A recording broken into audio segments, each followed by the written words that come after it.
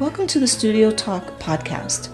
I'm Xiomara Sosa, your co-host. Every week, we speak to our community members to teach them about mental health through education and awareness, and our hope is to inspire them through social change advocacy. We also interview community members and other mental health professionals, clinicians, healers, students, and wellness professionals. Our style is storytelling. Everyone has a mental health story to tell. The information shared in this podcast is not a substitute for seeking help from a licensed mental health professional and is not a substitute for psychological diagnosis or treatment. It's purely educational and purely social change advocacy. If you find yourself in any sort of mental health emergency or distress, please dial 911 or go to your nearest emergency room. Welcome, everyone. This is the X Podcast, Real Conversations About Mental Health. This is episode number 45. Can you believe that? We're almost It's crazy. at 50. I know. If I hadn't taken that 1 year off in between my parents passing. Yeah. No word.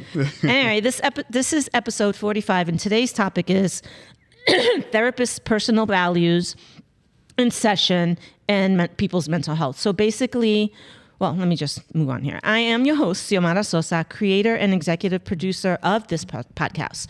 Our mission is to teach our community listeners about mental health through education and to inspire them through social change advocacy. As a social scientist and social change advocate, I really strive to have real conversations about all things related to mental health here on this podcast. Right, J-Rock? That's right. I am a clinical mental health counselor, a national board certified counselor, a licensed professional counselor, and also a clinical supervisor here in South Carolina. As a multicultural therapist, I specialize in holistic integrative mental health and in women's mental health. So my mental health specialties include anxiety disorders, depressive disorders, gender dysphoria, and trauma and stressor-related disorders. So as a military veteran, and I'm saying this on purpose right now because of things that are going on right now in the VA, so this is a new claim that I'm claiming. So as a military veteran, having served in the U.S. Air Force and the U.S. Army, I value diversity, I promote equity, and I honor inclusivity in a culturally competent way to all marginalized communities, because that's what I fucking served this country for. And so I'm saying that with a big old chip on my shoulder. That's the new. I like it. Yeah, I like it. Yeah. So I own and am the clinical director of Somerville Women's Mental Health Services, which is my private practice here in the Low Country in South Carolina. So just on the side, I also am the founder and executive director of my nonprofit organization, the X Studio, a mental health cooperative. And that's really a place where provisionally licensed, newly fully licensed, and independent licensed mental health clinicians come to start or to level up their journey as mental health clinicians. And I'm going to start talking a little bit more about that as we move forward, because I finally got my program in place for my interns, for my practicum students, and also for my supervisees, which are going to be starting in about a month. Cool. So you're going to be hearing them on the podcast. You're going to be hearing about them. Yeah. They're going to really kind of take over my social media, take over the YouTube channel, take over a lot of stuff. There you go. And learn a lot about, they're going to be counseling interns, counseling supervisees. So I really want to kind of give them a well-rounded experience of what private practice can be, because you can really be an entrepreneur in this area of mental health and have fun. Yeah. And have fun. So we're going to have fun with them. So I'm going to start talking a lot about that cooperative, because that's where I'm going to be housing all of that. And they're going to be all like, I'm going to create a community of them. I love that. In that cooperative, because they're going to be the next generation. Next generation. I love it. Yeah. So that's where we are. So today it's me and J-Rock. Yeah.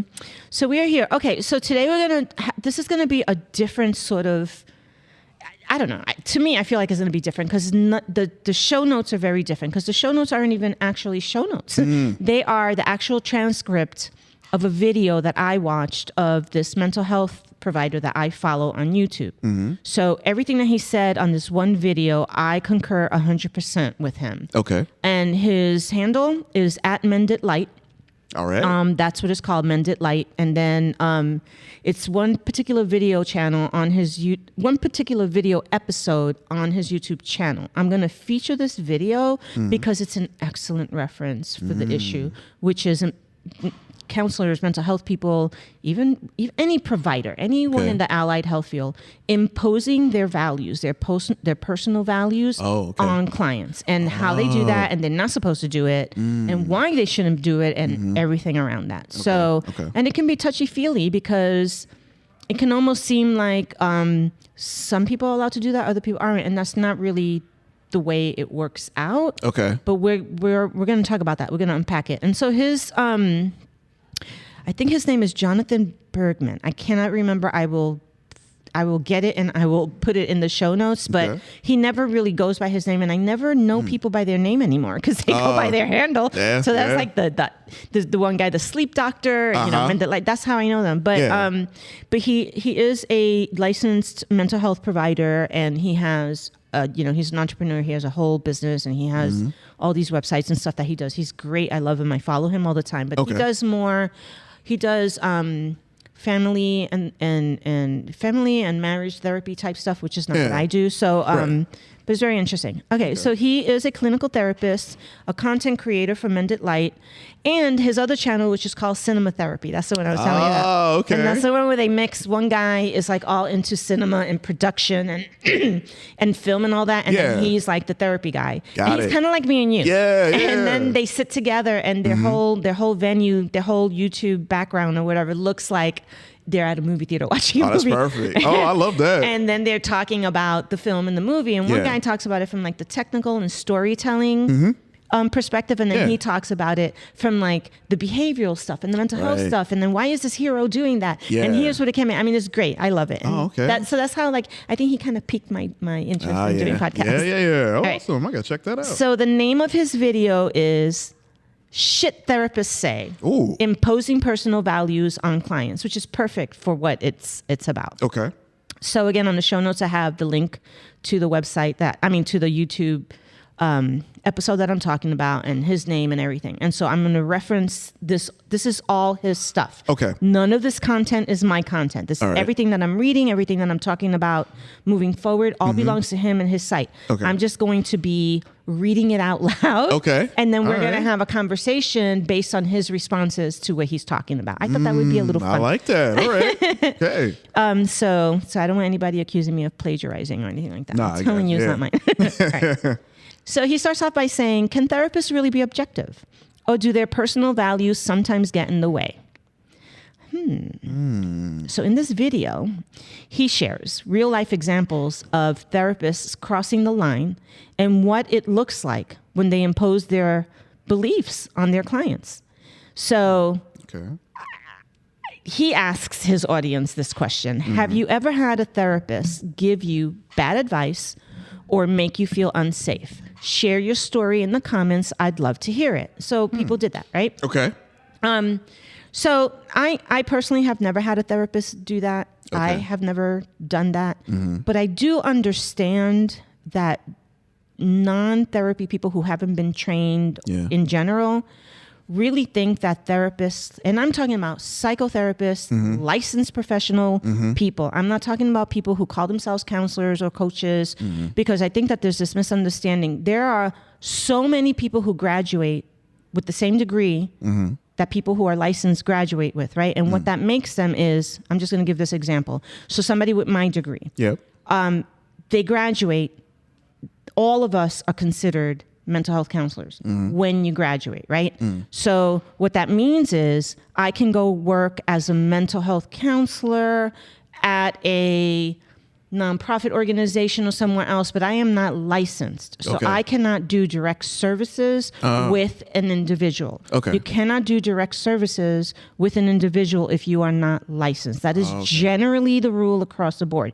So when you graduate, you are not licensed. What you are is a graduate with a master's degree program, or a master's degree or a PhD or whatever your degree is in that thing. So this happens to be mental health. So if you have a degree in mental health, and it has to be master's, because if you have a bachelor's degree, then you shouldn't even be in part of this conversation, because you really can't do anything with that. If you cannot do anything with I have a bachelor's in science degree in psychology. I cannot do any kind of nothing with that. You can hire me to work with you to do things like maybe case management support or like basic little things, but I can't be doing like social work stuff if all I have is a bachelor's degree in social work. And yet I'm calling myself a social worker who provides counseling. That is fraud. That cannot be done. That is not how this works. So back to this. So people who have degrees in, something like that will say that, yes, even if you have a psychology degree all the way up on the board, you still can't call yourself a psychologist unless you are a licensed person. you can Makes sense, you can say I am a licensed psychologist. Yeah. But you can't just say, oh, I'm a psychologist. You can say, you have a degree in psychology. Okay. And so therefore you know a lot. And there are other jobs plenty of other jobs that you can do, but you are not doing direct services. That is not what you're doing. Okay. And so mental health clinicians are the same way. So people like me will graduate and they'll have their master's degree and they'll put it out. And there's a lot of people that'll do that. And they'll call themselves mental health counselors.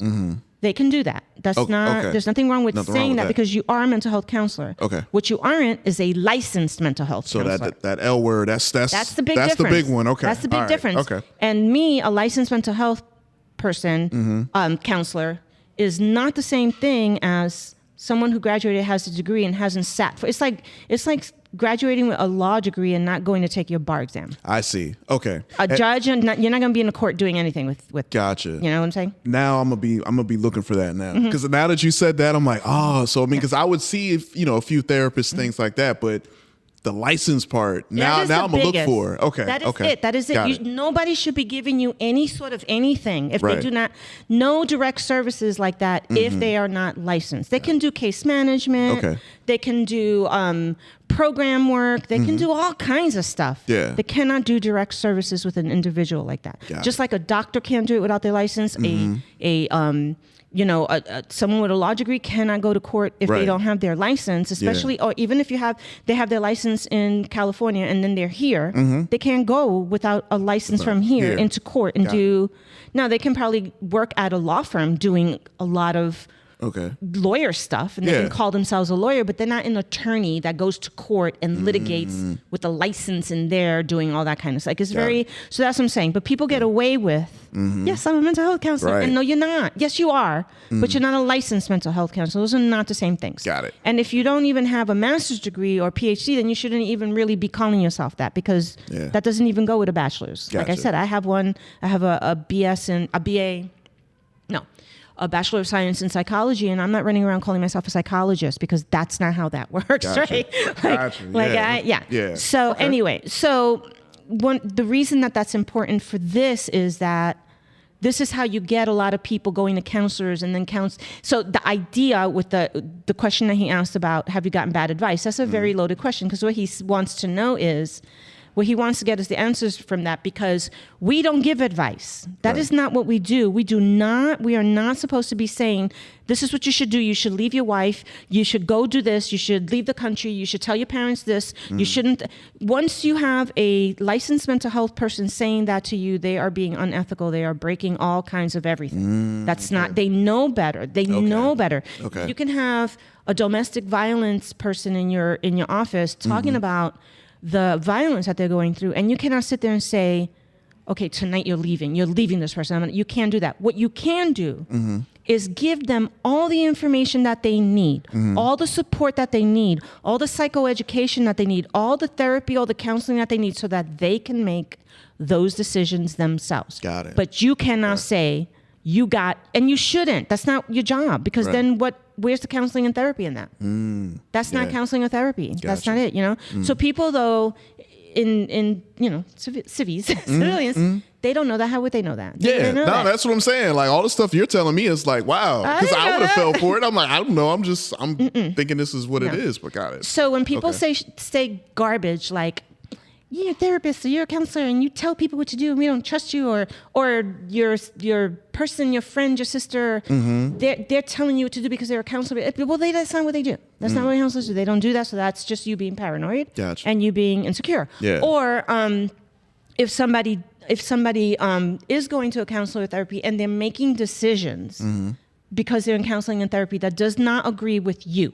So I'm going, and I have something going on with you, right? And I'm going because this is problematic to me. This is not good. Right. And I'm going because I need to learn how to do whatever. And then all of a sudden I come to my own realizations because I've gone to therapy and counseling, whatever, and understand, well, hold on now. Maybe I need to change this and do that. Yeah. On my own, I've come to that conclusion because I've gone to therapy and counseling to look at the whole entire picture and then make my own decision based on evidence-based information, evidence-based treatment and all that. Okay. I make that decision. Yeah. Not my counselor, not my therapist. They support whatever I do. They're going to be in support on whatever I do, whether I do what they think is best or not. They support it. Okay. But then I come home and I make that decision, and then eventually, and you don't like it, right? Because now I've changed. Doing something different that you think, whatever, your response is going to be, they're telling you to do this, and this is not how we are, and you went to therapy, and now your counselor is saying that you should divorce me, and that no, my counselor is not telling me I should divorce you. I'm divorcing you because I went to counseling, and I have learned myself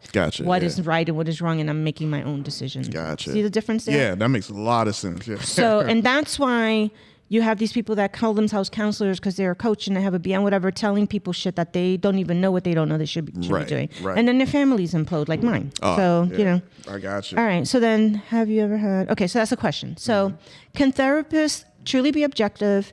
And what happens when we start imposing our personal values on our therapy clients? That's a really important question. Now, don't get me wrong. Sometimes we're passionate and we believe in things and we really do come off like we're leaning more in one direction than something else. Because look, I'm not going to lie. I'm really big on protecting people's safety and well-being and no harm and all that. And so under the current political climate, it's kind of hard for me not to to feel some kind of way and whatever, you know. So I'm gonna help them out, but really I'm not gonna impose all of that on any of my clients. It's their world, their decision. And if they come to me talking about and they're feeling the same kind of way that I am, then, you know, it will relate on that level. But if there's not like a mutual agreement about it, I'm not going to impose my way and go, well, you know, have you ever thought about looking at it this way? Because this is the real, like that kind of thing. And this is what this guy talks about. Which is really, okay. All right. So bad advice that clients have received from therapists and some counter advice. This is him talking in his video saying, here's the bad advice, excuse me, that I have heard people who have been clients say that they received from their therapists, and here's how I'm going to counter it. So this is him. Okay. So talking about therapists who cross the line and impose their personal values on their clients. The first one is respecting all women. That's his little heading, right? And here's the scenario that he was talking about. Okay. There was a client who was discussing with the therapist, going out on dates with men. And all of a sudden, the therapist, based on whatever it was that the client was saying, I don't remember what all the, you know, stuff was that they were talking about. But based on her talking about her dating and the men and this and whatever, somehow or another, the therapist said, oh, how gross they thought it was to think of trans women, about how transgender women are. They're so gross. This is coming from the therapist's mouth. That's, wow. So I don't even know how relevant that was to this person talking about going on dates with men. Right. And how transgender, I don't know. I'm sure there was something. I'm just not aware of it. And I don't remember it on the video. So go check out the video to see if you guys can see how he explains it. Yeah. But the point being that a client's talking about they're trying to decide dating and dating men, dating whatever. And then this is one of the things that the therapist said. Ugh, you know, or whatever, I'm just grossed out the thought of a trans woman, you know, like that was, all right, why that's inappropriate. Right. All right. So the client is saying they just wanted to find men who respected all women, including trans women. So I think what the client is referring to, not just the therapist, but like everybody in her life, like people in her life. Yeah. She does not want them to be hateful towards anyone, but particularly not women, but especially trans women. Like, can we just be respectful of people? Yeah. That's the client's position. Okay. It is a therapist's job to be comfortable with that. It is a therapist's job to not impose their personal opinion about that. Yeah. That doesn't mean they can't have one. Okay. You know, now if you're in this field, I got to wonder why you're in this field if you're having, you know, certain discomforts. Certain things. I'm like, I got to wonder, because our job is to help all people, not to like, you know, not to be doing this stuff. But anyway. Yeah. But, you know, people have their values and they have their beliefs and they have their culture and they have their religion. And I respect that. That's their thing. Right. The problem is now we're in a therapy session and we're not there about you. We're there about the client. Exactly. Okay. Yeah. That's what we're there about. You don't know if this person's mother, right, auntie, nephew, niece, person, neighbor, best friend. You don't know. Exactly. Or you don't know if none of those things exist and they still don't view those people. You don't know. You don't know. So you just made them feel some kind of way. And it's their therapy session. And the number one rule in therapy is that your client feels safe and comfortable, not judgy and uncomfortable and thinking about you. Yeah. Mira. Anyway. All right. So that's what the client was saying. So the therapist said, don't do that. And when I argued, I'm reading from the transcript, so it's a little confusing to me what they're actually saying. I got you. So, and I was telling J-Rock that the transcript is really, what do they call them, an AI bot that translates that. Yeah. So there's lots of boo-boos in this. Yeah, I'm seeing it. Things that don't make any sense. So when I read it and it doesn't make sense, that's why. So I'm deciphering it because it's a bot. But the actual video itself of him talking does make sense. Gotcha. So listen to that. So anyway, so the client is arguing that, you know, the trans women are women too, right? So the client's saying, I don't understand. Why am I having this argument with my therapist about I feel trans women are women too, and you know, and that's just kind of my feeling about it and what's up. And so the response from the client, from the therapist is, oh, so now you think I'm a bigot.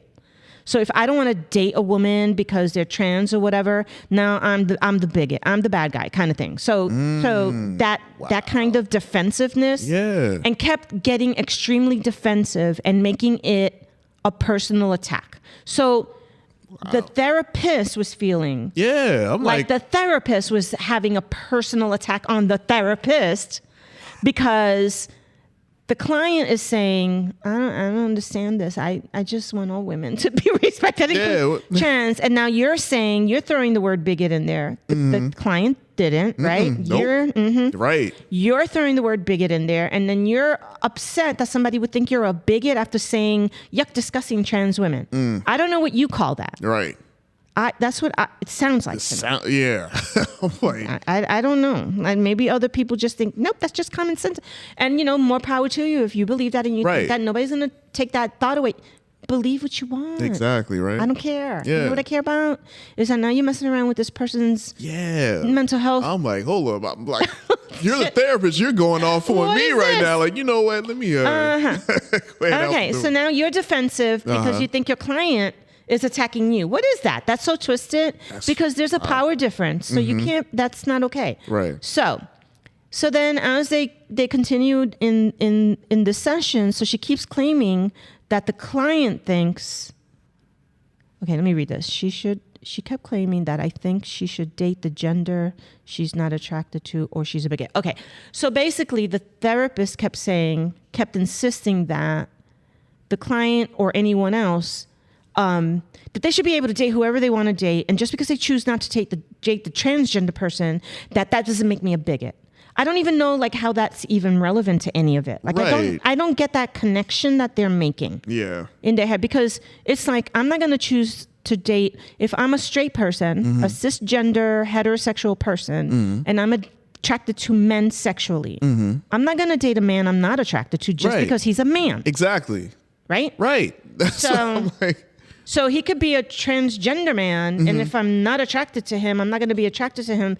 But I don't think it's going to just be because he's transgender. Exactly. No, it's just like you're just not attracted. It's like you know. Yeah. But there are cisgender straight men who, if they know that you are transgender, it automatically takes you off of the list, and that's fine too. I don't think that that's problematic. I really don't. I am probably a lone wolf in that, because a lot of people will argue that that's not cool, that's not right, that's kind of prejudice, and that's kind of this, that, and the other.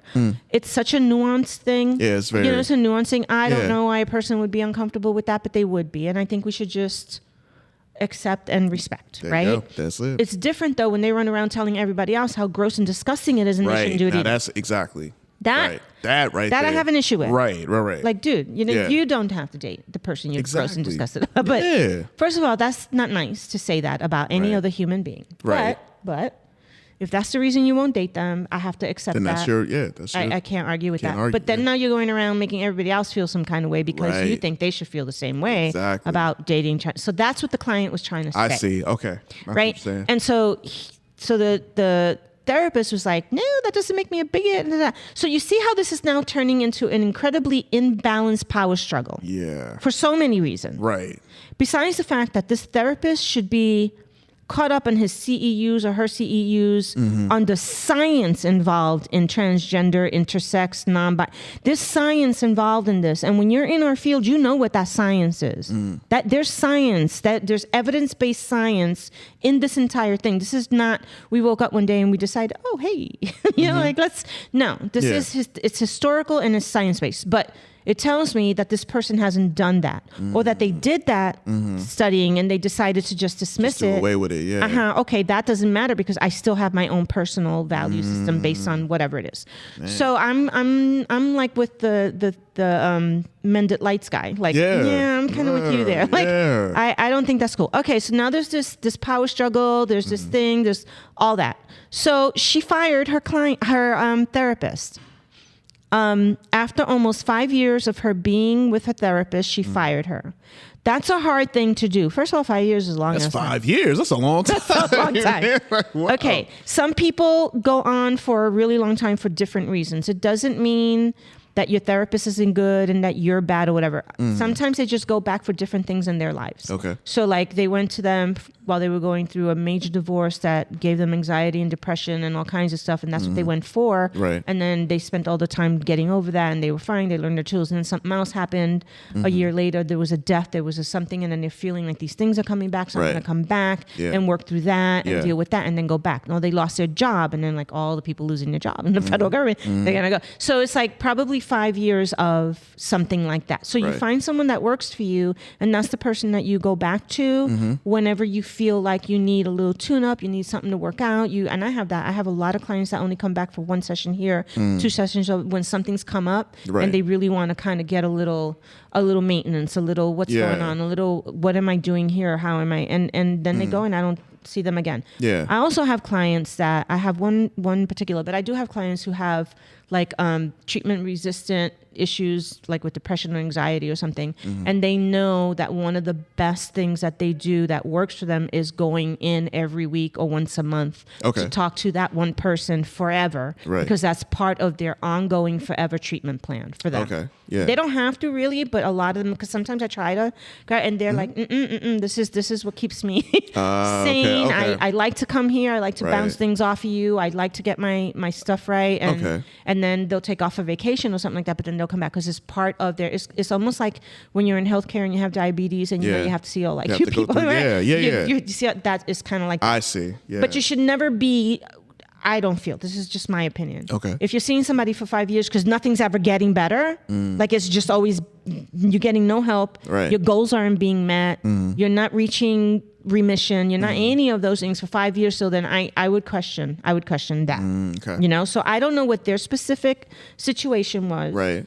But after being with somebody for 5 years and you fire them, that's hard. Yeah. Especially for you don't want, people don't like that. They don't like breaking up with their therapist. It's like very emotional, very, you know, whatever. Yeah. So the fact that this person did that. Yeah, that's man. So the Mended Lights guy says, okay, I'm going to tell you what he said. So I'm going to throw in a little personal thing that happened with me. And this is not as a therapist. This is as just like a regular, I had a friend once, a really close friend here that I met here. And we were really close and did a lot of stuff together. And this person understands racism because they're in a mixed marriage and they understand. And there's a lot of things that they knew. They were very supportive of all communities, of all everybody. But for some reason, somehow, it became popular a little bit over a year ago or something to like be bashing transgender people who are transitioning online, like really saying nasty ass shit about them, right? And there was this whole movement in that direction, and I was very upset about that because I thought it was just hateful. It isn't even based on anything. Like it was to make them feel intimidated, to make them feel like it was just ugly, right? And for some reason, this friend got on that bandwagon and sort of like repeated something that I've been kind of seeing other people doing. You know, and watching and they repeated it on their Facebook page and somebody else on their Facebook page said something about it and they were okay with it. And I'm like, oh my God, what am I reading here? And I read it And it wasn't even something like, well, in my opinion, I don't really understand much about how this works or whatever, and I have my personal opinion about it, and I don't think that this is something that people should be doing, but I feel like we should be respectful and not instigate hate and all kinds of stuff towards people, because something like that. I think I would have been a little bit less bugged with. Okay. But it was right up there with, this is one time that I don't, I don't think so, and I wish that, like, it was just not. It was very uncomfortable for me to listen to. Yeah. So, like, all you had to do was really, in my opinion, replace the word transgender with the word black, or the word lesbian, or the word Latino, or the word Muslim, or the word, like, that's what it sounded like. That's what it sounded. Yeah, no, that's exactly what it sounded like to me in my ears. Yeah. Yeah, wow. And I don't know, some people might not think that's fair. They think it's different. I don't know. I don't care. But that's what it sounds like to me. Right, yeah. When those kind of words and conversations and bandwagons and comfy thing online, because, okay, if you're talking about it in your living room with your friends, okay. But you're literally on your Facebook page. You don't know who your friends are. Everyone can see, yeah. You don't care. You don't know who my cousins are, who my friends are, who my nibblings are, who my clients. Like, I literally have clients.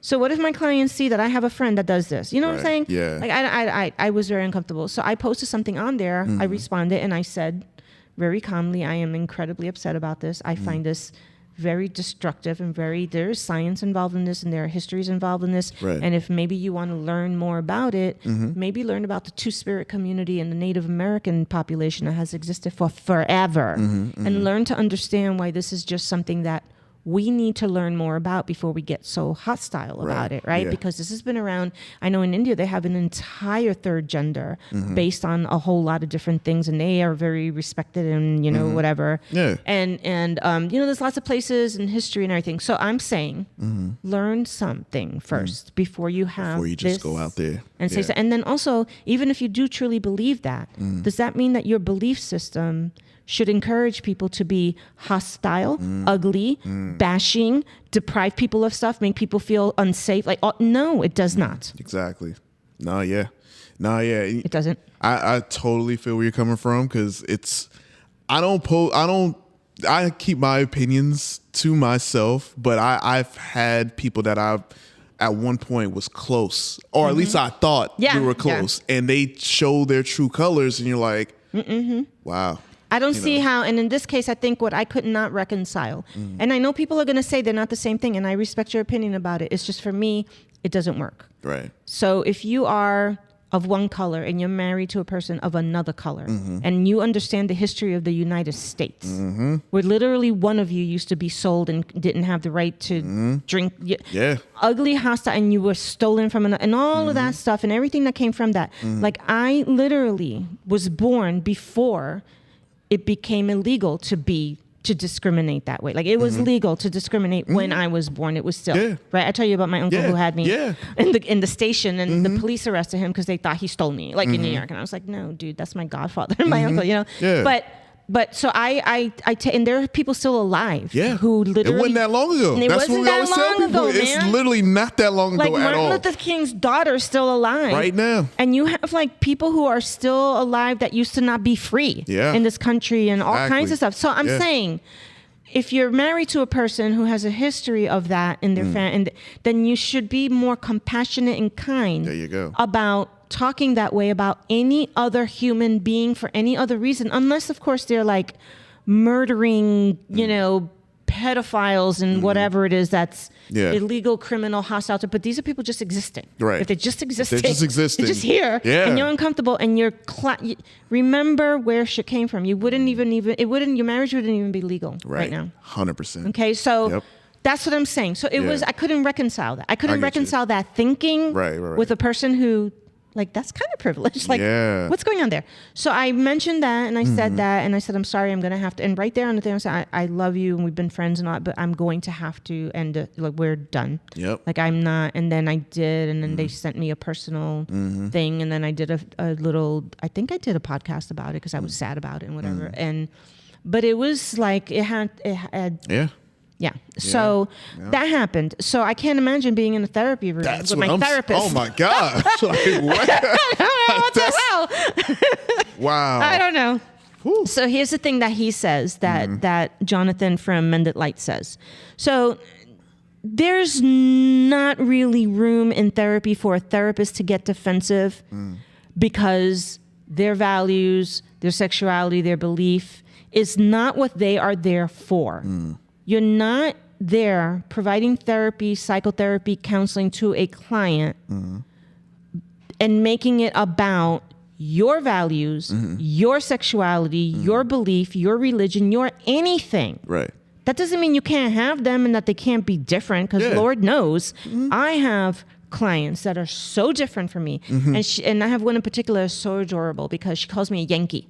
And she's not a Yankee. She's like a total, and she knew from day one that we were like completely different culturally and are so many things different. But we meshed because those differences weren't hateful.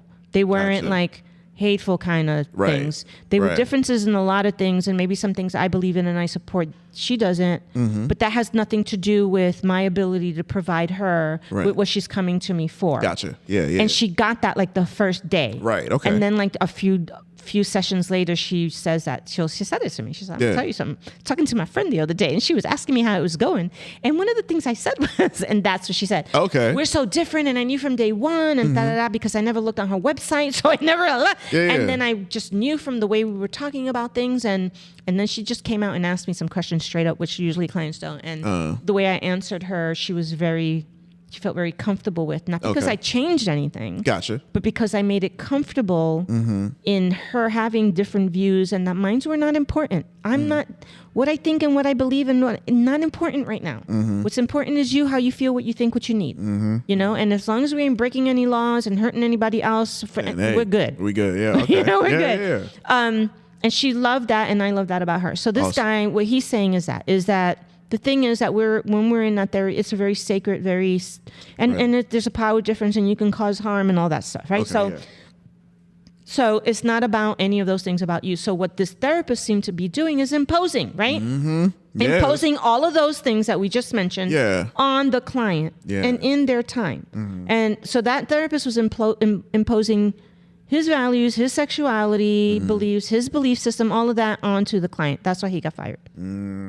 So, you know, so what do you think so far about this? I'm like, my goodness, I want to watch this video. You should. I really do, because it's like, it's really good. Yeah, if I'm a client and I'm like divulging all of this personal stuff to you, and now you're kind of doing that to me, I'm like, well, wait a minute now. I'm like, you're feeling influenced. Yeah. You're feeling like, what if I don't agree? Is he still gonna like? Exactly. Like I don't like, now I'm questioning like the 5 years that we've had. Like, is what's this real? What's going on? I thought I knew you. Yeah. Can you give me a water? Oh yeah, I got please? You. Yeah. So you're getting that, and that's really it. That's really the main point. So now, does that mean that the therapist shouldn't have their own view and be out there talking to their people about it? Sure, nobody's saying that. But I don't want to read your newsletter bashing transgender people. I don't want to see you doing that as a therapist. At all. No, absolutely not. No. So yeah, that is, I feel for that client, and you know, hopefully that client found someone new. That's they did. Oh, good. So that's just one example, and it can be. I mean, that's just a very touchy, controversial, very nuanced one. But it can be about anything. It can be about religion. It can be about race. It can be about working, not working. It can be about women should be home, with their babies and not working, and not, that's not how it is. Should just like, it could be a million different things. Yeah.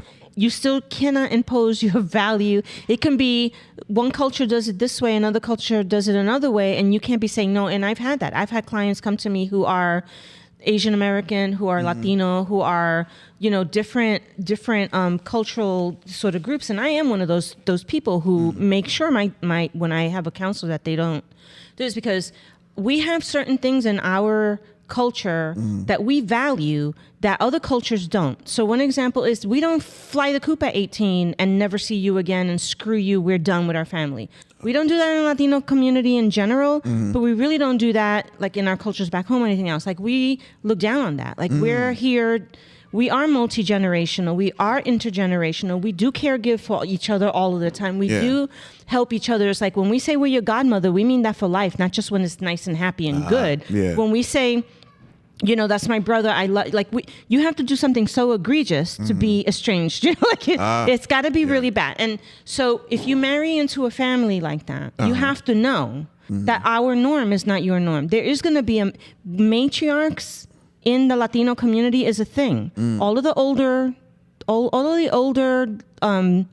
girls in the family, that's their role. They're conditioned to be that. It's what they see, is what they do, is what's expected of them. So all my cousins who are the firstborn Latinas generally are the ones that run the show. They just do. They're the ones that everybody looks up to. And that's why we're tired as all fucking hell all the time. And we're the ones in therapy and counseling and doing that. Because we spend our entire life being the nurturer, the caregiver, but for us, we value that. It doesn't mean that we don't have issues because of it, but like, we don't want somebody telling us when we're in therapy, well, your problem is that in your family, like, don't be telling me that I can't do A and B with my father, when to me it's an honor to do that for him, and he gets something out of it and I get something out. So don't try to make me feel like there's something wrong with that relationship because I bring my father his little cafecito at the end of the day. That's a traditional way of us saying, I honor my father. Not, oh my God, I am his victim and he is, you know, not that doesn't happen, because it does. But when that's not the case, don't be trying. So I have had clients come to me crying in a mess because they've gone to therapists who are culturally incompetent with their, one in particular I'm thinking about came from an Asian American background, and she's first generation and all that. So she's like very Americanized like me, but her mother wasn't. Her mother came from the old country, still had old values, lived that life, like the old life for the most part, language-wise and all that. So when they were living together again as an adult, it became problematic. And being and I just want to say I have permission to share these stories that I talk about before somebody starts saying I shouldn't be talking about. I got you. Yeah. All of the stories that I talk about my clients are anonymous, and I have permission to share their story. So, okay, all right. Because you know there's somebody back there going, ooh, I'm trying to call their bird. Oh, yeah. So, no, I have permission, just like he has permission to talk about all of this from his clients. Gotcha. So I've had him come and say, no, I had to find another therapist because I had this therapist telling me that my mother's abusive and everybody in my family is abusive and I need to get out of there because Because what they were doing is they were imposing their Caucasian American norms on an Asian American family norms, and then almost making one to be better than the other or healthier than the other, or and if you don't do it you can't, and that is culturally incompetent. First of all, it's stupid, but it's also culturally incompetent, and it's also unethical. You can't do that. You don't. And she told me that her therapist very specifically told her that she needs to leave her house where she and her mother's living because her mother's very abusive and So I took issue with all that, because that's not. First of all, is your client saying it's abuse? Like, are they explaining it like, oh my God, my mother's... For you to just automatically give it that big word and that big thing is scary. You know, they don't want to hear that.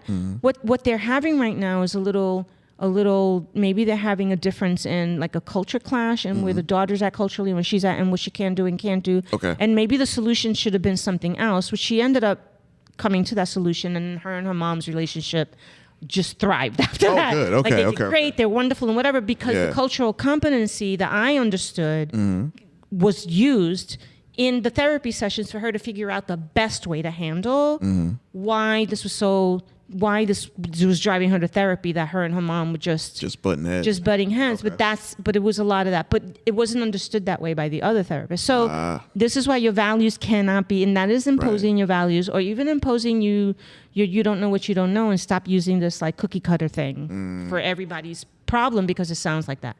And that also happens with people who marry into different kinds of families, right? So if you're marrying into my kind of family, you're going to be real uncomfortable around me unless you understand how dynamics and stuff run in a family like mine. And then I see all my cousins are the same way, and people who marry into their families, they understand it, they're right, or they're either Latino or they get it. But once you have somebody who's not, or they're different, or they don't believe, whatever the hell their fucking insecurities are, it creates estrangement, it creates hostility, it creates bullshit, nonsense garbage. And I just think people need to be careful with that, because you can't assume that there's something the matter with them just because in your world it was different. You know, because if they went into your world, they might feel that way about your family and your people because they're so different from you. Yeah. So be real careful with that. But therapists should know better. I don't expect people to know better. Right, that for sure. We should know better, right? All right. So let's see what's next. We're there to find the past. Okay, so we are there. So what he's saying, what Jonathan from Mended Light is saying is that we are there as therapists to find paths for your life. Like you're there to for us to help you find paths in your life in ways that we can be supportive for you. Right? So you're finding paths, you're finding ways to do things. And it's not for me to say, you need to just tell your whoever in your family that you are the beast of the family. And no, my job is to help you find different paths to what the solution for you is going to be in your best interest so that you don't lose your family and you don't lose your girlfriend and you don't lose your wife and your job and your everything else. And you still get some of what you get, you know, what you want and what they want and that kind of thing. Yeah. So we're there to be supportive for you to find that. So we're supposed to do this in a way to help you find, in the end, happiness, peace, and whatever it is that you need for you. Not to make you angry and bitter and victimized and feel victimized for the rest of your life now because of this thing that we told you should do. That's okay though, because you did the thing. But now you don't have your wife, your family, your sister, your brother, your cousin, your uncle, your dog. There you go, man. You have nothing, you know, but you have these people in your life that told you, yeah, man, you did the right thing. No, you didn't. No, you didn't. You know, so be careful with that if therapists are telling you that, and even if friends and married people are telling you. Be real careful with that shit. Very much, absolutely. Just be careful who you let in your oh my gosh, yes. Oh man, I'm just telling you. That's a fact. That is a fact. Right? What do you think about that? Give me your thoughts. I'm very biased about that. No, 100%. Like I'm at this point. I feel like it's this day and age that we live in where I'm just.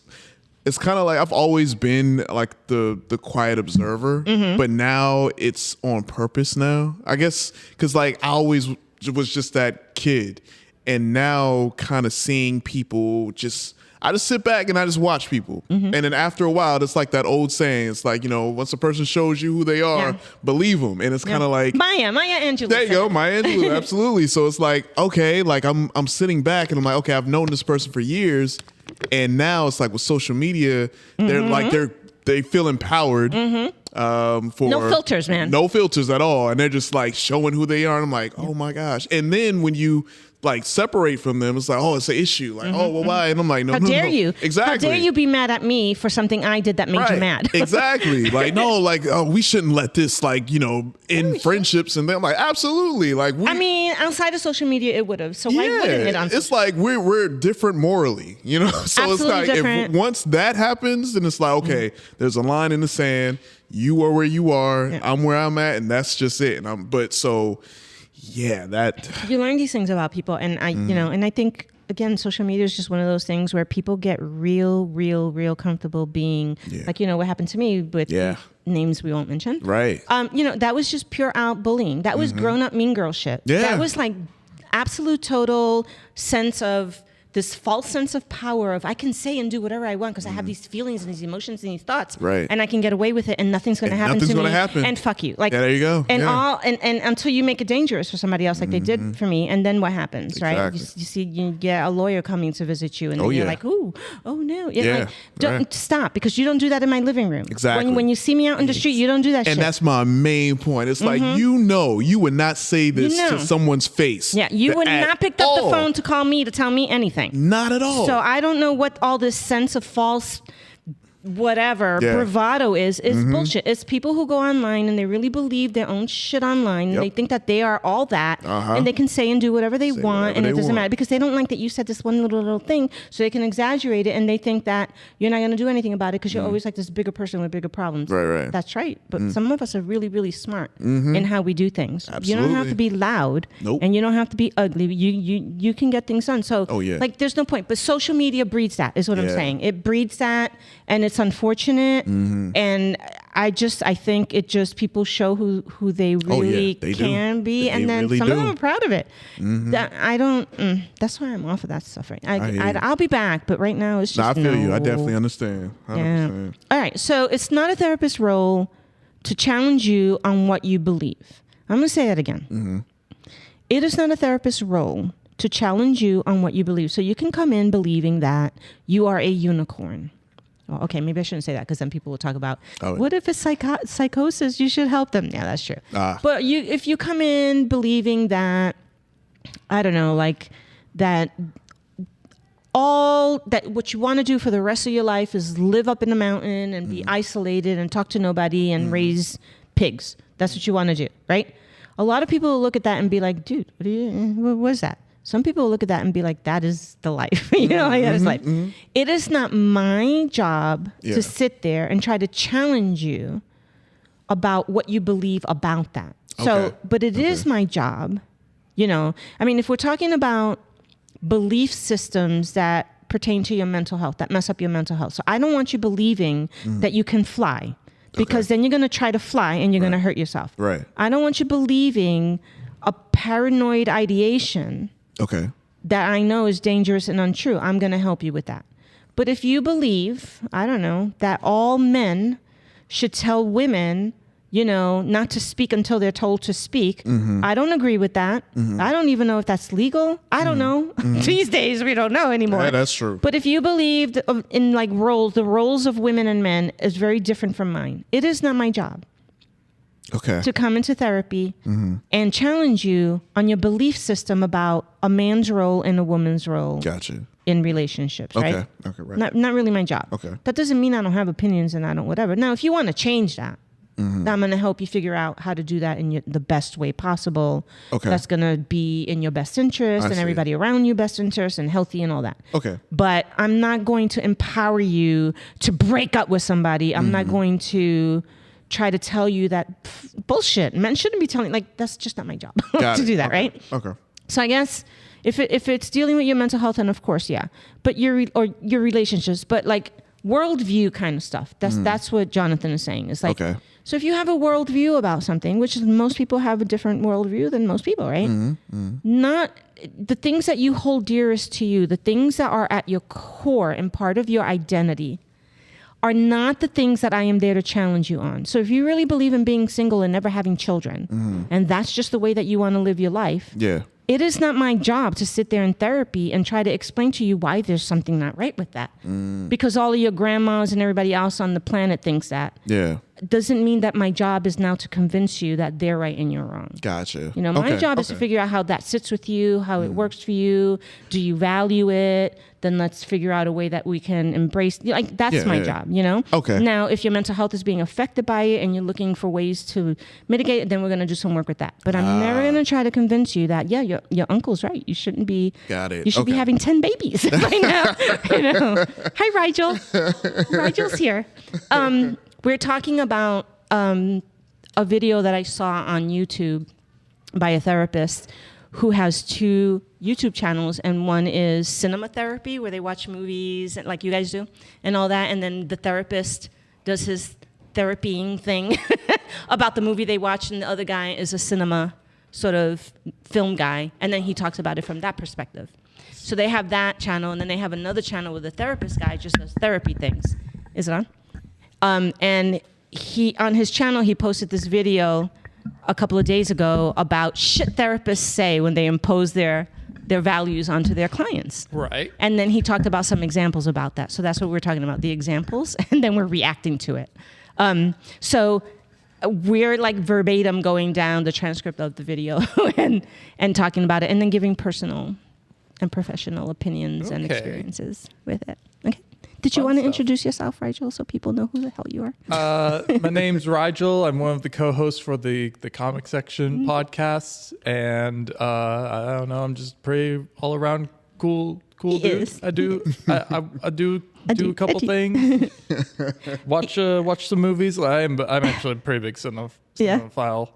Yeah. All right. So that's what we're talking about. So, and then I was asking J-Rock what his opinion is about that, because I think people just have a general misinformation about what therapists do. And do therapists give advice as opposed to not give advice. And some people do think that. And that's really erroneous, because they're not supposed to. And if you have a therapist doing that, then you gotta be like, if they're telling you what to do. Okay. So I gotta take these big hoop earrings off. Good. All right. So anyway. All right. So let's move on. So the point is, it would be inappropriate, as Jonathan says, for a therapist to say, we're talking about this trans situation I came up with a therapist. So that's what this is about. To say that your beliefs on trans people and trans relationships and what you're looking for in a relationship are wrong, as it would be for them to say that you're stupid for being a member of X, Y, and Z religion, X, Y, and Z community, X, Y, and Z. Like, it would be the equivalent of that. You don't do that to people. You just don't. Any more than you would want trans people coming in your face and saying, you non-trans person, you suck. You just don't do that. You know? Yeah. Understandably, we have to have the disclosure right now. We have to be transparent with what's going on in our country right now. Yeah. Many people will argue that. Oh, yeah. And I will stand their asses down because no. But that's what's going on in our country right now. So I understand that there's a lot of hot and heavy conversations right now about this. Yeah. Don't come at me with them because no. Right. That's not me. Okay. So it's not a therapist's place, and it's insulting because the fact is your sexual and your gender identity are yours, and you're saying, hey, this is who I am, this is what I am, and then somebody is choosing to tell you that whatever it is that you are identifying yourself as being is not reality because it's not their reality. Yeah. So whatever you're looking for in a relationship is not valid because I don't agree with it. That's what's wrong. And a therapist should not be anywhere near that. Like, you shouldn't even be having, and I say this from a good place, because it's not like everybody is skilled, knowledgeable enough, culturally competent enough, or even comfortable with having clients that they really don't know how or what or even want to do. That's okay. Refer them out. You say, I'm probably not the right person. I want you to be in good hands. Right.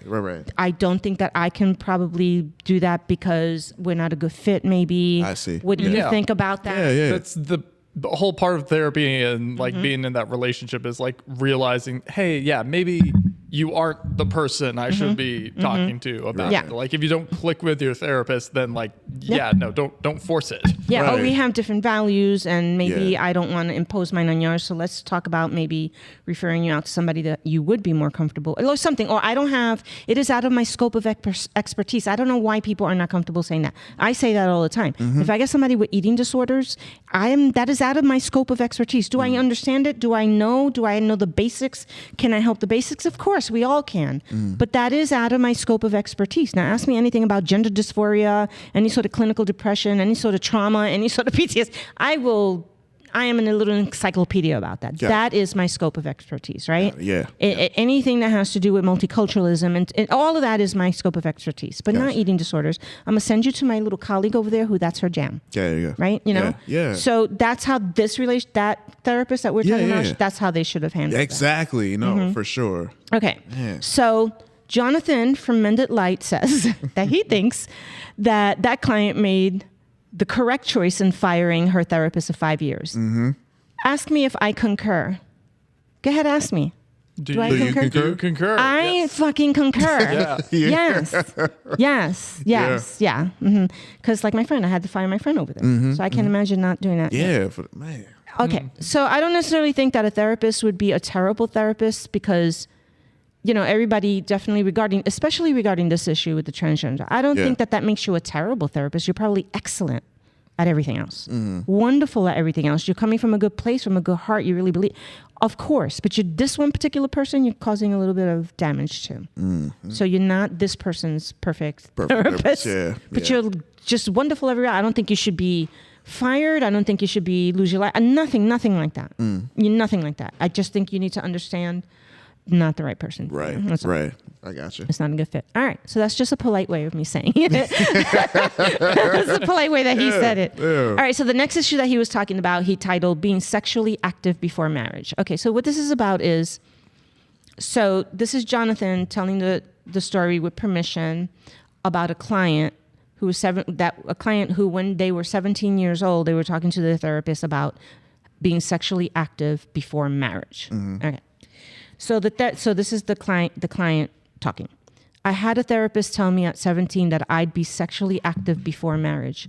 I told her I made a decision to not, and she said, "We'll see," and rolled her eyes. I never went back to her. Okay, what's your knee-jerk reaction? Yeah, damn. Yeah, fuck that. For real. Absolutely. Yeah. So Jonathan says, again, all people have what they value and what they believe and what they want to do with their life. This person is saying, I'm waiting for marriage to have sex. Why would anybody, no matter how seasoned you are, first of all, the person is 17. Their life is limited compared to yours if you are the therapist sitting there.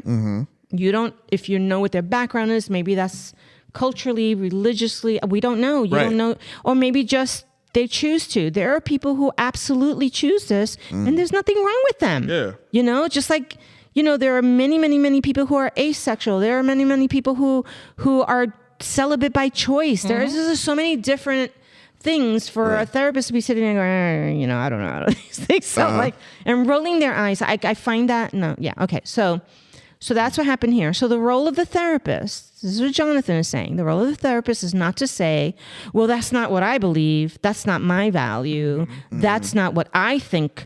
So I think you're being irrational and silly, which is in essence what you're saying to a person. Yeah. Without saying that to a person. Without saying it, yeah. You know, like that's what you're saying. That's the message you're giving. So, because what works for one person, and I think this really says it perfectly. What works for one, and this is the beauty in multicultural counseling. This is it, and inclusive counseling and all of that, and being culturally competent, is that you get it. You see it crystal clear that what works for one person might not work for the other person and vice versa, period. Right. Fucking period. There's no mess there. Yeah. There's no mess there. And that includes people that might even come from the same culture, or the same family. Yeah. You can have a family who was raised by the same parents, and the older person is so different than the younger person. Absolutely. That's my family. And then the middle person is different from the both of them, but kind of gets both of them because and what's going to work for me in therapy may not work for either of them. Right. You know, like so that's just like the basic simple. But then when you're taking these complex sort of issues and you're trying to make it very cookie cutter and say, no, there's only one way, then you're damaging the client. And I think what this is really all about is that your responsibility is not whatever the fuck you're thinking is right and coming in there and imposing it on whoever the chances. Your responsibility is supporting that person in their role and figuring out if this is right for them and helping them not create more chaos in their own world in the process and helping them get as much psychoeducation, as much information, as many different perspectives as you can possibly let them get so that they can feel safe and they can feel confident in going down the scary little path to come to their conclusion, period. Yeah. Right? Yeah. Yeah. No, that's it. Yeah, 100%. Yeah. So the role of the therapist is to say, that's what you want. Let's talk about how to meet that need in a healthy and supportive way. And if along the way you decide to reassess and reevaluate and want to have all the sex you want to have, hey, I'm here to support you. For sure. But I'm here for that. But, well, this is what he's saying. He was here for that. But, pursuing the life that they want to pursue. That's it. That's your job. Yeah. That's your job. Yeah. Okay. Any thoughts about any of that? Oh, yeah. No, I mean, you basically nailed it on the head right there. Yeah. It's like, again, like if you aren't clicking with your therapist, it's like it's not their goal to like reform you or like indoctrinate you into like their will and perspective. It's like, no, you're supposed to like have like similar views or like, if nothing else, have a respect for that belief system or beliefs that your client has. Like, I think that's that. And I think the thing that I need to say just to make sure it's not coming across like your therapist has to believe everything that you believe in order for them to be able to work with you. No. And I am a very good example of that because not all of my clients are cut from the same cloth that I am. Yeah. But I do my fucking job and I do it really good and they love it. Yeah, okay. Right. And they do well and it's very helpful for them because I know that's different than my own personal views. But there are also people who come to me because they understand my personal views and that's going to make them feel comfortable and safe and they're going to feel like they don't have to go through the whole rigmarole of explaining things. Right. Yeah. And they can just come in and be themselves and not have to feel like, oh my God, it's this person. And so that's kind of part of the multicultural stuff. Gotcha. Yeah. So I just think that it's important to say that it doesn't mean that you should pick or that only a therapist or a counselor or a mental health person who is exactly like you, thinks exactly like you, believes everything exactly like you, is the only person that is ever going to be able to help you with the thing that you're going through. That is also not correct. Right. Okay? Yeah. It is, again, the people who are imposing either side of that coin on a client. Either side of it. Gotcha. On a client. That, you know, that's the issue. So, all right. So this is the next one. I think this is the last one. So Jonathan said that this kind of stuff rubs him the wrong way. And I agree. It rubs me the wrong way too. It just rubs me the wrong way. So anyway, he tells the story of when he graduated school, he met with, this one's about a lesbian couple. He met a lesbian couple and he shared the story with permission. I just want to repeat that again. And he did so on his YouTube channel, and so I'm doing it, letting you know that he shared it that way. Yeah. And so therefore I am. So this lesbian couple, one of them was devoutly religious and raised in a traditional religion, and they were looking for couples therapy. And part of their struggle was that the strain of family pressure, because of the deeply held beliefs of one individual. So while one partner was saying, I love you, we're great, it's fine, I want to be with you. So they went to the therapist to try to like work on this issue. So what it sounds like to me, and I'm just, because again, I'm reading that transcript that the robot wrote. It's not written really for people necessarily. I don't think. It sounds like what they're trying to say is that the couple was a lesbian couple, they got married. One of them comes from a devoutly religious family, and they were raised traditionally religious, and they wanted to continue. The one person in the couple, the one partner wants to continue being able to be that way. Right? Gotcha. Yeah. And there's a lot of family pressure around that or whatever. Yeah. The other one is saying, okay, cool. Let's go to couples therapy so I can learn how to do this, you know? Okay. And then they go because we're having struggles and strain and family pressure because of deeply held religious beliefs, one individual, et cetera, et cetera. So the other partner said, okay, hey, let's go. So they went. So while the partner was saying, I love you and all of that, let me read this and make sure I get this right. The therapist responds to the couple. Oh God. Oh my God. Hold on. I got to take a breath. Okay. Take a breather here. Okay. Well, the problem is that you are living in sin by having this homosexual relationship, and that's why you're unhappy, and that's why your relationship isn't working. You should split up and turn back to God. Okay, I'm just going to hand that over to you. Oh my gosh. Like Now, I'm going to, before we get ugly, all right? So here's the thing. This is why this is kind of messed up even for, there are Christian counselors who are mental health counselors and are licensed mental health counselors. And they are also Christian counselors, and they understand the damage that something like this can do. And they are trained and they are CEU'd to death to understand how they can damage people if they don't manage it right. And they understand that their Christian counseling may not have a place in all of their counseling sessions with all of their people. So their people can choose, I am a Christian, I need a therapist who is a Christian counselor because, you know, biblical things are important to me. And that's part of cultural competency. So then this person who is not just a Christian counselor, they are also a licensed mental health person, understands they know the boundaries. They understand the psychological stuff. They understand religion. So they're not bigoted against religion either, you know? But they also know not to be completely biased in one direction or the other, especially when you have a mixed couple like this, right? To make one of them feel like they're the demon and the other one is the, you know? So these people are trained to, those kind of mental health therapists exist, and they're great and they're wonderful and they're specialized, and I love them. I love them.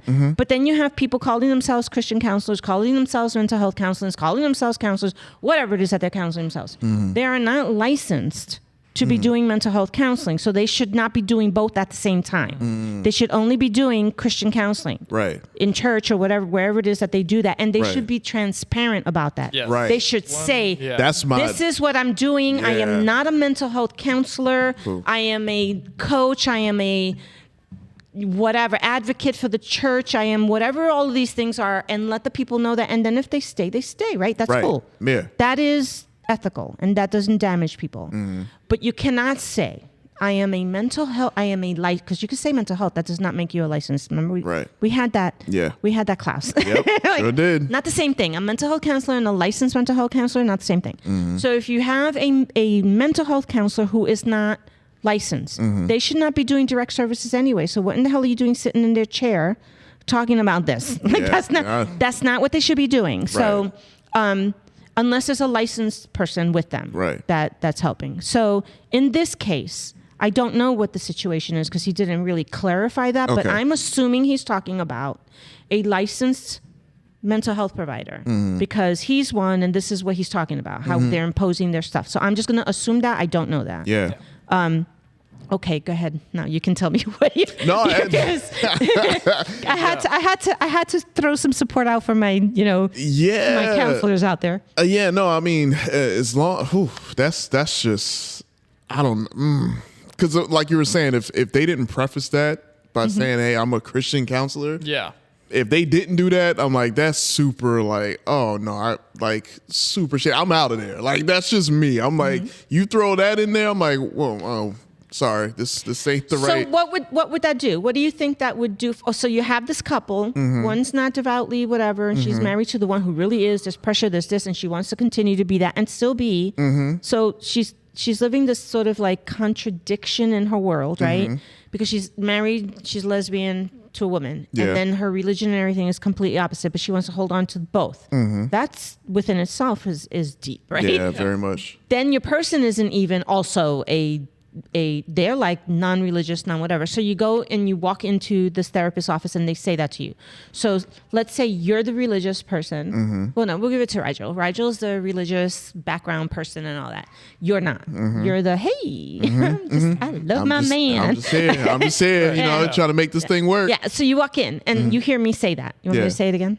No, you don't have to. Okay. No, you're good. How would your reaction be as the non-religious person just trying to support your religious person over there? And what would your response, your feeling be? Your knee-jerk reaction as the person? Yeah, I mean, one, best case scenario is, oh, this guy's a fucking shrink and I'm not going to therapy anymore. Worst case scenario is, that is severely damaging to like my identity, my relationship, my faith, all of that. Like that's a huge blow. Like you're supposed to be in this safe space, and then this quack, for lack of a better word, just decides to be like, yeah, no, you guys are living in sin. You need to turn back to God. Turn back to God. Like and that's the reason you're unhappy. That's why you're unhappy. I'm like, I would feel triggered. I would look. Not only would I already be like, okay, I'm done with this counselor. I would kind of be like, I would like look at my partner away, like, wait, did you know? No, like, you might feel set up a little bit. Like, hold up, is this like a intervention? Like, what's going on? I thought I was here for making this work. So my guard is, I'm ready to go. I'm like, I am out. I am out. I personally have never had that happen to me or been in a situation where that would even be a thing. I mean, I do deal with a lot of religious trauma type of clients because I am in the South, and listen, and I'm not putting anybody in the South down. I'm just saying it just seems to be more prevalent here because of where we are and different things and whatever. And it is a very, very, you have to be incredibly mindful, very mindful when people come in having all kinds of feelings about and I've had a couple who was married and one was and one wasn't, and then one was native but also very religious because they're and again using it with permission, telling you with permission, their family, the native partner, their entire family had been what is that called, like when they got colonized, indoctrinated. So now they're Christian. So it's not even like it's the native, but it's the Christian and all that. So that was problematic when they were married and had a child, and so there were like different things that were going on, but that was never the issue of them being together because they were gay was not the issue they came to therapy. Right. So for me to say, oh, this is the reason that you're having all these problems would have been lose my license shit, Instead it was like, let's unpack this and see where this all started and where are you compatible? How does this work? How much of it really, and really figure it out, but not just arbitrarily say, oh, it's because you're Native and you come from, and you have a whole different history and you've been in, colonized and then you over here don't have that problem. So your issues are all these other things. And so it's never going to work. Like that is just so freaking condescending and irresponsible in my opinion. Yeah. 100%. Also tells me you're not doing your CEUs, but that's just my opinion. All right. So what he said to this is Jonathan from Mended Light saying, you hear that and it makes you angry. Yeah, man, makes me angry. And justifiably so, he says. They go to another therapist and then that therapist said, ready? Well, the problem is your oppressive religion. You should just stop going to that church. The issue is that neither? Okay. And you should stop going to that church, period. Okay, iBot. All right. So the new therapist they go to, because apparently they left the other one, the new one they go to says the opposite of go back to church. They say the opposite. Yeah. The problem is the church and you should leave the church and blah, blah, blah. It's oppressive. And that. So the issue is that neither of them, really, honestly, on a professional level, it's equally offensive as far as I am concerned. Equally offensive for sure to do that. Because again, even in my practice, I make sure that I take faith-based relief and just any sort of traditional beliefs and family norms into account with what I'm doing and never say, this is the right way. Right. You should never be living with your family after 8, that kind of thing. You should never do that because you don't know. Anyway, so Jonathan is saying that they're both equally offensive. Both equally unprofessional. So do you think I agree with him? I agree with him. Yeah. So, sure. A therapist has no business saying, okay, well, you're wrestling with this because you got two core parts of your identity that are at odds with each other. And I'm going to tell you which one to choose based on what I believe and what I value. Right. That's not what we're supposed to be doing. Right. That's what Jonathan says. That's what I am telling you. Every therapist needs to do. That is just what we're mandated to do, what we're trained to do, and what we should do. Right. And if you really cannot come to terms with that and you cannot reconcile that within yourself, you really, really, really need to be in a different job market in a different profession. This is not the profession for that. Right. So equally messed up, saying to a person. So extremely smug and condescending thing to do. He said that. I agree. Yeah. So he says, definitely look for a therapist who is upfront about their beliefs, their values, their worldviews.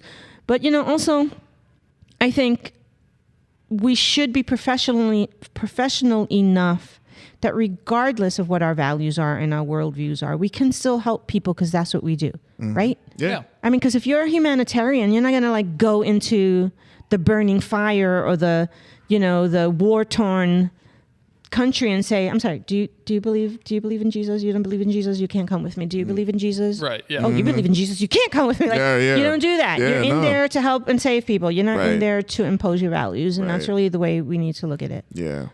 So it's not part of therapy in the first place. So that's really it. There's another one there's a couple of other ones. And there's one therapist telling a person about going to a medium and that's what's going to help them. And okay, I have no opinion whatsoever about what a medium can do and not do because I come from a culture where there's santeria, there's brujeria, there's all kinds of stuff that is very different from what America says, and do I believe in it? I have no reason to not believe. There are things I do believe in about it that I saw, I experienced, I believe. There are other things that I don't necessarily believe, but it doesn't matter because they believe it and it's helpful to them. There you go. So there's that. Yeah. But this therapist insisting that the only way I'm not going to go through the whole thing, but basically telling them that all of the problems and issues that they're having is because they need to go see this medium and they know this medium and this medium does great work and they went to the medium, medium. And so Jonathan talks about that a little bit. I agree with Jonathan. That is just nonsense. You don't do that unless it's an evidence-based, scientifically sort of sound within our field that says we can do that. Right. Now, what they do in their personal life, if they choose to do that and it's helping them, more power to them, I suppose. Right, yeah, for sure. But I don't know enough about that to be telling people to go do it. Yep. So generally, I guess, what's the takeaway here? So this is what I ask. I ask J-Rock this. This is how we end all of our podcasts. right, J-Rock, what's your takeaway? What's your takeaway? What have you learned? Ooh, what have you unlearned? I've learned that listen out for the word license. More than anything. Rigel missed that whole thing. Oh, he wasn't here so for that. if you go to a counselor and they're saying, "Oh, I'm certified. I got my degree, master's, bachelor's," that doesn't necessarily mean they're licensed. So they can't really talk to you direct. Because I know a lot of people, us regular people, we don't know that. You like wouldn't we just know that. go in there. It's like, okay, you're all right, cool. I want to talk to you about my problems. When in reality, they shouldn't be talking to you about that unless they're licensed. So they can talk to you and listen. But here's what they can't do. They cannot say that they do mental health therapy and psychotherapy. Yeah. They cannot say that they can diagnose you. They cannot say that they can treat you. They cannot say that they can cure you. They cannot say that they are mental health clinicians. They can say, I'll talk to you. I'll try to give you some support in my ideas and what I think of whatever. Yeah. But I am not a mental health. So if you're coming in there and you have bipolar disorder and you're talking to me about it, I'm not the right person you should be talking to. That's different than I had a fight with my brother. I need somebody to talk to. My wife and I aren't getting along. I just need to vent. Yeah. That's very different. And those people do exist and they're valuable, right? Yeah. They exist in shelters. Those are the people you call on the phone during a crisis and they've been trained to do things. Yeah. That kind of thing. But they're never going to tell you, I am a mental health clinician. And if you're in the middle of a major depressive episode, I am here to tell you what to. No. Right. No. That's like going to a non-doctor person and then prescribing you something and treating you and curing you. No. Yeah. That doesn't mean that health coaches can't help you figure out a good lifestyle and eating good and Yeah. That is the nuance. So that's what you learned is being a licensed person, direct services, mental health. That is for sure a real thing. Absolutely. What about you, Rachel? I learned that. To harken back to what we were talking about earlier, it is just very important that you do have that good relationship with your therapist. It's it's okay if you're in that first few sessions of therapy and you're like, I'm not digging the vibe, just walk away. Yeah. Or the same thing with the therapist too. If you're taking on a client, you're realizing this person's not a good fit. Yeah, not a good fit for me. Then by all means, even though you might be losing out on money, no, you have to refer them out. That's more important. Yes, that's more important. Yep. And still provide them with support until they find somebody because you don't want them suffering needlessly without that. And I think that's a very, very important point. In my intake's on 90 minutes. And most of the beginning of it is spent going through this list of things. Because if you didn't go on, I believe that all mental health people that have websites and things need to stop being so vague and so sort of cookie cutter on their websites because then people don't know what in the hell what is your wheelhouse, like Rigel says? They do anything, and or they do Me Too, but are they? But don't they? They don't know. So that's number one. You should stop doing that, in my opinion. That's just my opinion. And the other thing is stop saying that your specialty is these 100 things. That's impossible. We're not. Who are we? What kind of brainiacs are we that we are a specialist in these 10,000 things? Yeah. You pick some things and you become specialized in those areas, and then that's it. You don't then say. I don't say, eating disorders, personality disorders, I'm an expert in all those. I'm very knowledgeable in those things. I can talk about them. I can help you a little bit in that, but I am not that is out of my scope of expertise. The other 4 things I can help you with, and then the general stuff. I think therapists should be really good at that. But the number one thing that I think we need to do a lot better is make the copy when people are looking for you and they're going on your website and they're going wherever it is that they're looking for you, make the copy that they're reading understand you enough so that they know that's not the right person for me. Yep. They're sort of into, an example is they believe in polyamory and they believe in kink and all that kind of stuff. I don't know that I do. Maybe that's not the right therapist for me. Yeah. Maybe I should find that traditional sort of that's okay. Yeah, you can do that. Yeah. I do that on my website. I make it so clear that if you are prejudiced in any kind of way, if you are biased, or if your faith forbids you to even remotely consider the humanity of certain people or whatever, I do, and I help those people, and you may see them here, and I advocate for them and everything. And if it makes you uncomfortable, I want you to be comfortable. I want to help you. I will help you with your issues, but I'm not going to hurt all these other people to do it. Right. So here's your choice, your informed decision. Yep. So I get weeded out a lot because of that. People move on to the next person. Then when they come in, my intake reminds them of that, so that they know what they might feel uncomfortable about. They might see me online talking about, I'm here to support so-and-so in their ability to be safe and be whatever and be healthy and mentally well. And then they'll freak out. Oh, no, that's I don't want that to happen to them. I want them to feel like they have the kind of therapist that they wouldn't feel some kind of way about that. They have the right to. So I think that it's a really good thing to do that. But I don't think that we have the right to just exclude people willy-nilly because you don't believe in Bible. You can't come. No, we can't do that either. So, but they can. Clients can. You have the right to do that. Yeah. We as therapists do not, and we should not do that. All right, guys. Yeah. So that is it for tonight. Thank you guys for listening. Everything's going to be in the show notes. I just want to reference back to, because all this material I took from someone else, and I want to make sure that is highlighted, and that is the YouTube video called Shit Therapists Say, Imposing Personal Values on Clients. Mended Light, is the, what do you call the handle? Yeah. The handle on YouTube. And then I'm going to put the link to that YouTube video on here so you guys can go and check out Jonathan and everything that he does, because he's fantastic and wonderful. All right, guys, take care of your mental health. Good night. Thanks for listening to the X Podcast with me, Xiomara Sosa, clinical mental health counselor, licensed professional counselor here in South Carolina. We hope you enjoy our real conversations about all things related to mental health. You can check out our show notes for reference, resources, and other show-related information. If you found value in our conversation, we encourage you to join us weekly as we discuss different mental health topics. You can head over to the X Podcast website at www.studiotalkpodcast.net and send us a message from there, as well as sign up for our newsletter. Our email address is studiotalkmentalhealth@gmail.com. You can also subscribe to our podcast and leave us a rating and review at blueberry.com/studiotalkmentalhealth. And send us a text or call us at area code 843-695-9974. Please recommend our podcast to your friends, colleagues, family, and networks. Thanks for supporting us.